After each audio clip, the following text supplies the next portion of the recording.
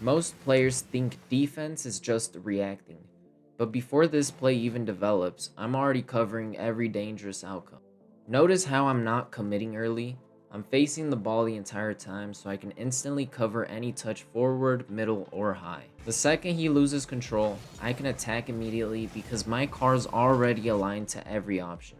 Here's the part most people miss. I hear my teammate underneath me going for a demo, so instead of forcing the reset, I stay low to increase the chance of the defender getting demoed. Most players think SSL gameplay is just mechanics. This entire play is really just prediction. Right here, my teammate gets a demo, so instantly this becomes an advantage. Most players would tunnel vision the ball and try to force a solo play immediately. Instead, I push the ball to the side because I know that the second defender wants to challenge me even though it might not be a good idea. So instead of reacting late, I position for the 50 before it even happens. That lets me get a really strong 50 here. This is another thing SSLs do differently. I don't force myself onto the ball again. A lot of players would panic and instantly dive after this touch because they think they need to do everything themselves. But I already know my teammate has space, so instead of cutting rotation and double committing, I leave the ball for him and immediately switch roles. Now I'm chasing the last defender because even if I don't get the demo, I'm forcing him to focus on me instead of the play. And because of that, the defender is pressured, my teammate gets this awkward 50 on the goal line. Right here, I'm rotating back on 16 boost to grab full boost. Normally this is completely fine because my teammate should still be buying me time and not challenging. But my teammate challenges a little too early, and honestly I don't expect the force he gets. This looks impossible for a second, but the reason I survive here is because I stop panicking the moment the play breaks down. One player's flicking over my teammate and the second attacker is already moving in for the demo. This turns into a 1v2, and this is where a lot of players panic. They see the dribbler, then panic because the demo chase, and their eyes starts bouncing between both players. But instead of hard committing to either one, I focus on solving the biggest threat first, the demo. Because if I get demoed, the play's over no matter what. So I jump over the demo first, and then recover straight into the dribbler's path. Once I get this 50, the entire attack dies, and that's something SSL players understand really well.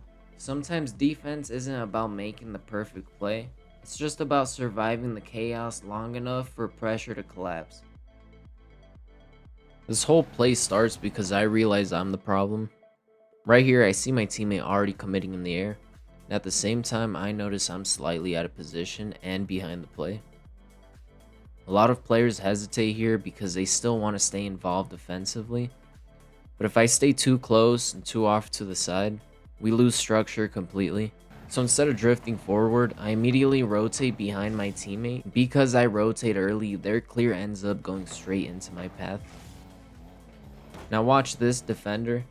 The second I move toward the ball, he starts driving directly at me to force an instant challenge. I slow down, and this is where control matters more than speed. Instead of rushing my touch, I bait him in. I push the ball slightly toward the wall to make him think he can close the distance. But once he commits, I pinch up the wall. I use his pressure against him and pinch the ball up the wall past him. Now the play completely changes. The defender's beat, I have possession. I've got two options here. I can stay grounded and force a safe 50, or I can recognize the space and turn it into a solo play. Because the second defender is giving me too much room, I choose the higher reward option. This is one of those situations where lower ranked players usually panic instantly. Right here, I realize I can't turn in time. I'm underneath the ball, facing the wrong direction, and my momentum's carrying me away from the play. On top of that, my teammate's nowhere close enough to help, so I already know this is becoming a temporary 1v2. At this point, I'm not trying to force a perfect outplay yet. I'm just trying to survive long enough to create time. Watch the angle I take here. It's a wide rotation while I'm being demo chased. Most players would panic turn directly toward the ball, but instead I go wide.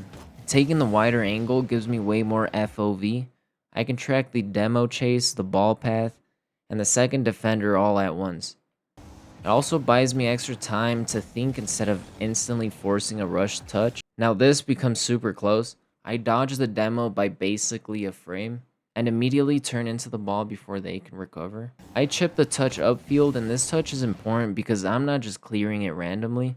I chip it into space where I can follow it immediately before the defense resets.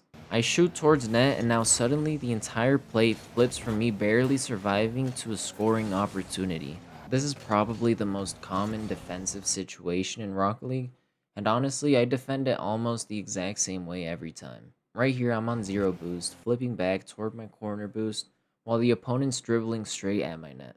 And this is where a lot of players panic. They either insta-challenge too early, drive backwards into net, or wait so long they give up a free flick. But the goal here isn't to guess, it's to remove the options one by one. The second I grab boost, I immediately turn towards the ball. I'm not diving here, I'm checking for information. Then I turn slightly back toward my net for a split second to see if my movement forced the flick. This is something SSL defenders do constantly. Your positioning pressures the attacker into making a decision early, and once he gets close enough, that's when I challenge. Because the closer the ball gets to your car, the bigger your challenge zone becomes. So even if the flick is decent, you'll usually still get a piece of the ball as long as your timing is solid. 99% of Rocket League players want to outplay you mechanically. They want a clip, the reset, a double tap, or just like a flashy play. But the easiest way to get ahead of most players is learning when to do absolutely nothing. Right here, I lose a 50 and the ball rolls up my corner wall. He gets to the ball first, so technically, this should be his advantage. The opponent goes up the wall, and instead of taking the simple play, he decides to go for something mechanical. Honestly, I'm not even fully sure what he was trying to do here. Maybe some kind of double tap setup. But this is where positional players think differently. Most people challenge instantly because they're scared of giving space, and because everyone challenges everything, that becomes predictable. Instead of panicking, I just wait on backboard. I'm covering the net, covering the direct shot, and forcing him to actually beat me cleanly. And the important part is this: he expects pressure. He's reading a defender that doesn't exist. But the second I change the tempo, his entire play collapses. Now he's overcommitted, off the ball, and completely out of the play. Suddenly, the guy going for the mechanical clip is the one getting punished. This is why positional players rank up so consistently. You don't need to force the hardest play on the field.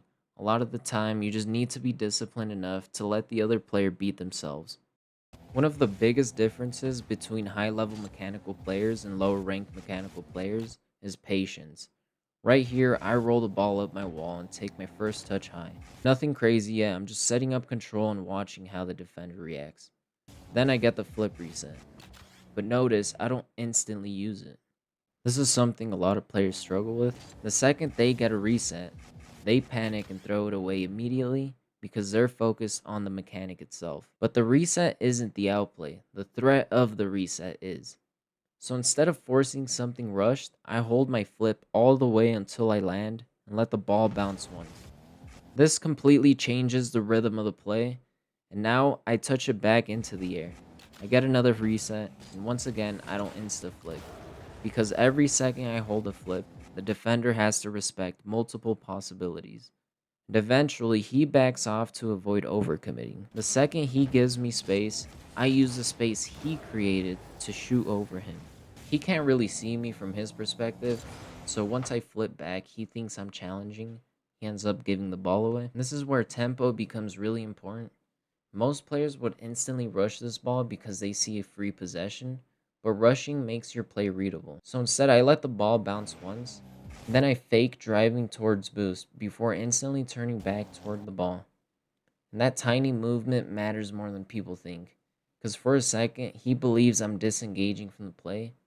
So when I cut back under the ball, the bounce off my HUD ends up going right over him. And now the net's completely open. Right here, I know he's low boost, and because I know that, I'm not trying to rush the play. I'm actually slowing the entire situation down on purpose. While I'm dribbling back toward my corner, I'm timing my path so that I drive over the boost pad right as it spawns. And this matters a lot more than people think, because the second this challenge happens, I'll have boost afterwards. I drive challenge on the 50, and he flips into it because he doesn't have enough boost to stay controlled. But because I planned around the boost spawn earlier, I'm the one who can instantly accelerate onto the ball after the challenge. And now he's recovering with no boost, and suddenly I have full control moving toward the other side of the field.